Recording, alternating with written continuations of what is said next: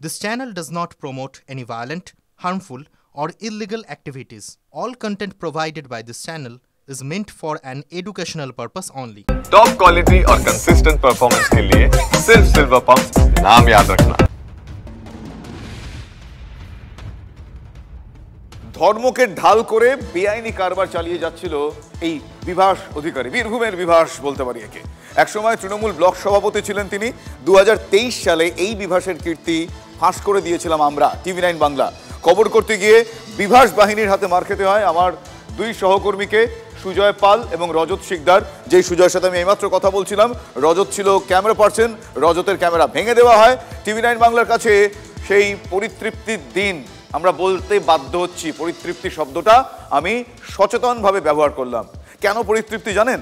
তার কারণ বাংলার পুলিশ না পারলেও নয়ডা পুলিশ বিভাসের বেআইনি কারবার ফাঁস করে দিয়েছে। গারদে ঠাঁই হয়েছে বিভাস এবং বিভাসের ছেলের। ধৃত 6 জনকে 14 দিনের জেল হেফাজতে পাঠিয়েছে আদালত। ফলে নয়ডা পুলিশ পেরেছে, যে কারণে বললাম আমরা পরিতৃপ্ত। কিছু তো হলো। 23 জুলাই উত্তর প্রদেশের গাজিয়াবাদে ভুয়ো দূতাবাসের খোঁজ পায় পুলিশ। ওয়েস্ট আর্কটিকা নামে নাম না জানা দেশের ভিসা দেওয়া হতো নাকি। 300 কোটি টাকা প্রতারণার অভিযোগ। 10 আগস্ট গাজিয়াবাদ থেকে বড়জোর 20 কিলোমিটার দূরে নয়ডায় আরেক প্রতারকের কারবারের সন্ধান। বাঙালি প্রতারক, বলা ভালো পরিযায়ী প্রতারক। বাংলা ছেড়ে নয়ডায় বসে ফাঁদ পেতেছিল প্রাক্তন তৃণমূল নেতা বীরভূমের বিভাস অধিকারী। ভুয়ো থানার ফাঁদ, বিরাট নাম থানার। হয়তো নামে ওজন জুড়তে international police and crime investigation bureau. বন্ধনীতে আবার লেখা international police and crime IB। Bibhas ও বিভাসের ছেলে সহ 6 জনকে গ্রেপ্তার উত্তরপ্রদেশ পুলিশের। ভুয়ো থানা শুনেই আকাশ থেকে পড়ছেন সবাই। আমি 40 বছর পুলিশে কাজ করেছি অ্যাক্টিভভাবে। আমি কোনোদিন ভুয়ো থানা দেখিনি। এই প্রথম আমি জীবনে দেখলাম যে সেও আবার কোনো না কোনো একটা পার্টির আধিকারিক ছিল কিংবা আছে, তো তারা একটা ভুয়ো থানা খুলেছে। বিভাসে প্রাইভেট থানায় ID কার্ডও মিলেছে ভুয়ো, আন্তর্জাতিক স্বীকৃতির নথি মিলেছে, সেসবও ভুয়ো। ফাঁদে পেলে তোলাবাজি করত বিভাসের ভুয়ো থানা। ইন্টারপোলের সঙ্গে বিভাসে নাকি সরাসরি যোগাযোগ। বিভাসের সংস্থা নাকি আন্তর্জাতিক মানবাধিকার কমিশনের অঙ্গ। থানার কমিটিতে কলকাতা হাইকোর্টের প্রাক্তন বিচারপতির নাম। স্বেচ্ছাসেবী সংস্থার নামে রেজিস্ট্রেশন করে থানা চালানোর অভিযোগ। কিভাবে মিলল রেজিস্ট্রেশন? উত্তর খুঁজছে পুলিশ। ये लोगों ने लगभग 4 जून को इस जगह पर एक रेंट एग्रीमेंट किया था और लगभग यहाँ पे हफ्ते 10 दिन से इन लोगों ने बोर्ड लगाकर ऑफिस का संचालन शुरू किया था। ওত পেতেছিল ভিন রাজ্যের পুলিশও। বিভাসের শেষ রক্ষা তাই হলো না। Bureau report, TV9 Bangla. অন্যদিকে রাজ্যের শাসক দল তারা আবার এই বিভাস যোগ এটা এড়াতে মরিয়া। TV9 বাংলা অবশ্য বিভাসের কারবারে কলকাতা যোগও খুঁজে বের করে ফেলেছে। মানিকতলায় বিভাসের সংস্থা কাজ করত, এরপর ঘাটিকার এসে বেলেঘাটায়। বাড়ির মালিক, স্থানীয়দের কথা শুনলে আপনারা বুঝতে পারবেন কত বড় কেউকেটা ছিল এই প্রতারক বিভাস। অন্ততপক্ষে তেমন একটা কেউকেটা ভান সে করে গিয়েছে। মানিকতলায় ইন্টারপোল। বিবেকানন্দ রোডের এই বাড়িতেই ছিল বিভাস অধিকারীর অফিস। ঠিকানা পরিবর্তন হলেও এখন ঝুলছে ব্যানার। জলজল করছে বিভাসের ভুয়ো সংস্থার নাম। বাড়ির মালিক বলছেন, আইনি নোটিশ দিয়ে তাকে মালিক ছাড়ায়। তার কারণ যখন সে CBI বা ED নজরে আসে, তার ছবি যখন সংবাদ মাধ্যমে প্রকাশ্যে আসে, তখনই তাকে এই অফিস ছেড়ে দিতে বলা হয়। উনি তো বন্দুকধার নিয়ে চলতেন, বন্দুকধারী পুলিশ এবং ওনার হুটারওয়ালা গাড়ি নিয়ে উনি চলতেন। সন্দেহজনক লেনদেন হতো বলছেন নিরাপত্তারক্ষী। টাকা তো প্রচুর পড়তো, লোকগুলো দিত, দানপত্র দিয়ে দায় তো এদের। বিবেকানন্দ রোডের পাট চুকে যাওয়ার পর বিভাস দলবল নিয়ে হাজির হন বেলেঘাটায়। পূর্ব পরিচিত অরুণ ঘোষের মাধ্যমে একটা ঘর ভাড়া নেন বিভাস। অরুণ বাবু বকলমে বিভাস অধিকারীকে চিনতেন, বিভাস অধিকারীর অতীত ইতিহাস সব কিছু জানতেন।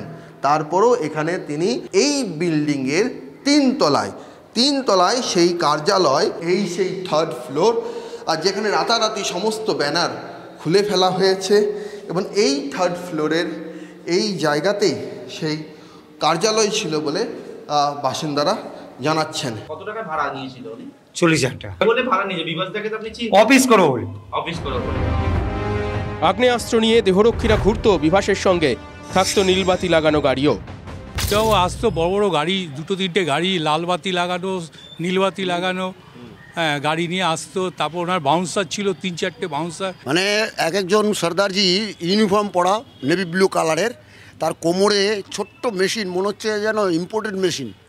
হ্যাঁ, আমরা ওই হিন্দি সিনেমা ফিনেমা যা দেখি আর কি। এইটা দেখেছি ইন্টারপোলের বোর্ড লাগানো আছে। ইন্টারপোলের বোর্ড লাগানো ছিল। ইন্টারপোল লেখা সেই ব্যানার রবিবার রাতে খুলে ফেলা হয়। Bureau report, TV9 Bangla. Commission ঘেরাও অভিযানে তৃণমূলের মহিলা সাংসদদের হেনস্থার অভিযোগ দিল্লি পুলিশের বিরুদ্ধে। স্বাধিকার ভঙ্গের নোটিশ আনার ভাবনা চিন্তা করছে ইন্ডিয়া ব্লকের নেতারা। লোকসভার স্পিকার এবং রাজ্যসভার ডেপুটি চেয়ারম্যানের কাছে স্বাধিকার ভঙ্গের নোটিশ জমা দেওয়ার ভাবনা চিন্তা করা শুরু হয়েছে।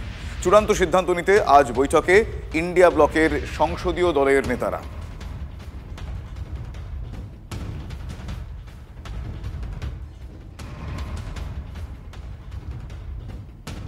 অন্যদিকে আজ আবারও দলীয় সাংসদের সঙ্গে মধ্যাহ্নভোজের বৈঠকে অভিষেক বন্দ্যোপাধ্যায় রাজনৈতিক কর্মসূচির পাশাপাশি নজরে সাংসদদের নিয়মানুবর্তিতা মানে ডিসিপ্লিনের ইস্যু। বৈঠকে যোগ দিতে পারেন কল্যাণ বন্দ্যোপাধ্যায়। দায়িত্ব নিয়ে সাংসদের নিয়মিত সংসদে হাজির হওয়া, সেই বিষয়টা প্রতিদিন 15 মিনিটের টিম মিটিং করার নির্দেশ দিয়েছেন অভিষেক। মুখপাত্র ছাড়া বাকিদের সংবাদ মাধ্যমের সঙ্গে কথা বলার উপরও নিষেধাজ্ঞা জারি করেছেন তিনি। এসআইআর ইস্যুতে নিয়মিত বিক্ষোভ এবং গতকালের কমিশন অভিযান কর্মসূচিতে দলীয় সাংসদদের পারফরমেন্স নিয়ে আলোচনা হবে বৈঠকে। আজ আবারও দলীয় সাংসদদের সঙ্গে মধ্যাহ্নভোজের বৈঠকে অভিষেক বন্দ্যোপাধ্যায় বসবেন। রাজনৈতিক কর্মসূচির পাশাপাশি সাংসদদের ডিসিপ্লিনারি অ্যাক্টিভিটি, অ্যাকশনস অর্থাৎ নিয়মানুবর্তিতার বিষয় কি হবে সেটা নজরে থাকবে তার, সে বিষয় নিয়ে বেশ কিছু নির্দেশ তিনি দেবেন। কমিশন ঘেরাও অভিযানে তৃণমূল মহিলা সাংসদদের হেনস্থার অভিযোগ করেছে আবার দিল্লি পুলিশের বিরুদ্ধে। এই নিয়ে স্বাধিকার ভঙ্গের নোটিশ আনার ভাবনা চিন্তাও ইন্ডিয়া ব্লকের নেতারা তারা শুরু করেছেন। আমার সহকর্মী জ্যোতির্ময় কর্মকার এই মুহূর্তে আমার সাথে টেলিফোন লাইনে রয়েছেন। আমি দুটো বিষয়ে জ্যোতির্ময়ের সঙ্গে কথা বলবো। জ্যোতির্ময়, প্রথমে যে বিষয়টা, গতকাল যে কমিশন ঘেরাও অভিযান ছিল, তৃণমূলের মহিলা সাংসদদের হেনস্থার অভিযোগ দিল্লি পুলিশের বিরুদ্ধে এসেছে। এই নিয়ে স্বাধিকার ভঙ্গের নোটিশ আনার ভাবনা চিন্তাও ইন্ডিয়া ব্লকের নেতারা করছেন বলে জানা যাচ্ছে। একটু বিস্তারিত জানতে চাইব। দেখো, গতকাল একাধিক সাংসদ তারা যে অভিযোগ করেছেন, অর্থাৎ আমরা দেখি যে সাগরিকা ঘোষ এবং তার পাশাপাশি আরো একাধিক সাংসদ তারা অভিযোগ করেন যে তাদের প্রতি অসম্মান সূচক আলোচনা ব্যবহার করেছে দিল্লি পুলিশ। এর পাশাপাশি পুরুষ সাংসদদের রোখার জন্য মহিলা পুলিশ কর্মীদের এগিয়ে দেওয়া হয়েছে, যা অত্যন্ত অবমাননাকর মনে করছেন সমস্ত বিরোধী সাংসদরা। আজ সকাল 10:15 সময় বিরোধী দলনেতা রাজ্যসভার মল্লিকার্জুন খাড়গের ঘরে একটি বৈঠক ডাকা হয়েছে এবং সেই বৈঠক থেকেই এই প্রিভিলেজ নোটিশের বিষয়ে আলোচনা হবে এবং সে বিষয়ে চূড়ান্ত সিদ্ধান্ত নেওয়া হবে বলে সূত্র মারফত আমরা খবর পাচ্ছি। গতকালই বিষয়টি উত্থাপিত হয়েছে যখন থানায় আটকে রাখা হয়েছিল বিরোধী নেতাদের। সেই সময় থানাতেই তারা এক প্রস্থ আলোচনা করে, কিন্তু কার বিরুদ্ধে এই অভিযোগ করা হবে সেই বিষয়টি মূলত এই মুহূর্তে চূড়ান্ত করা হবে এবং সেই কারণেই আজকে আলোচনা হবে। ধন্যবাদ।